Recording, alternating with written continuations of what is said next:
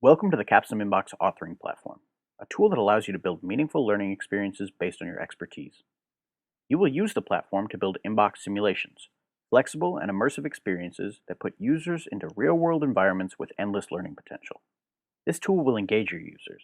The outcomes are limited to your imagination. This video will walk you through the product and provide tips for how to effectively build your experiences. This is the dashboard, where all your inbox versions will live.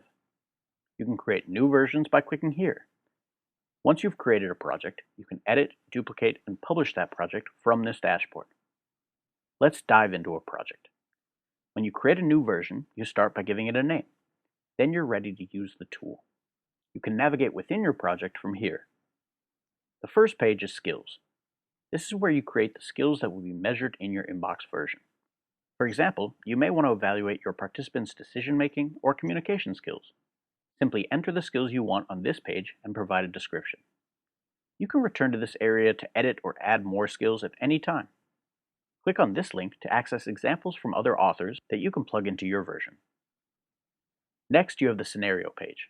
This is your opportunity to set the scene for your participants. Information that you provide in the Scenario page will be presented to the user before they enter the simulation. You can give them as much or as little information at this stage as you would like. First is the opening scene. This is the information that pops up right before the participant begins. We provided a list of examples that you can access from this link. Next is the role introduction, an opportunity to describe the character or persona that the participant will assume. If applicable to the role you are creating, you have the ability to create and include a business card in the onboarding, helping to immerse the user in the experience they're entering. At the bottom of the scenario page, we have included an area where you can attach a PDF, allowing you to present any additional introductory material that you deem necessary. Next is Characters, where you can begin to create the people that the user will interact with. You begin with one sample character that you can edit and utilize in your project. To add more, click Add Character and fill out the necessary fields. You can return to create and edit characters at any point. The next page is the Drive, a place to store files that the user needs to access during the inbox. These can be PDFs, documents, images, or videos, and will be accessible to the participant on the left side of their inbox. Files that you upload to the drive are supplemental materials that can be referenced in your project. For example, a character might encourage a user that is assuming the role of a new hire to check out the company's organizational chart to get a lay of the land. We have provided a sample organizational chart accessible from this link. The Gadgets page provides options for how your inbox operates. This includes things like timing and scoring mechanisms. The inbox environment is the main area where you will build the world and create the simulation content. It has been designed to look and feel similar to the CapsimInbox user experience. This will help you keep the end goal in mind as you create your version. You start the process with one blank email that comes from your initial contact.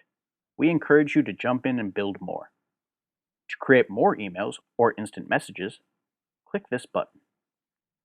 Determine the email sender and subject line, then jump into the body of your email.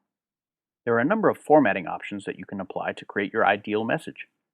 One trick you may want to utilize: if you put the word name in curly brackets, as seen here, the inbox will automatically port in your participant's name into their experience. If your email content requires a deeper dive or reference material for the user, you can add attachments here. Attachments can be images, PDFs, or videos. As in the real world, we recommend that you give your audience a heads up so that they know to look for an attachment. At the bottom of the email editor are the responses. This is where you can create the response options that are presented to the user. For example, let's demonstrate by creating 2. There are no limits to the amount of response options that you can provide. Once you have your responses created, check out the Response Settings panel.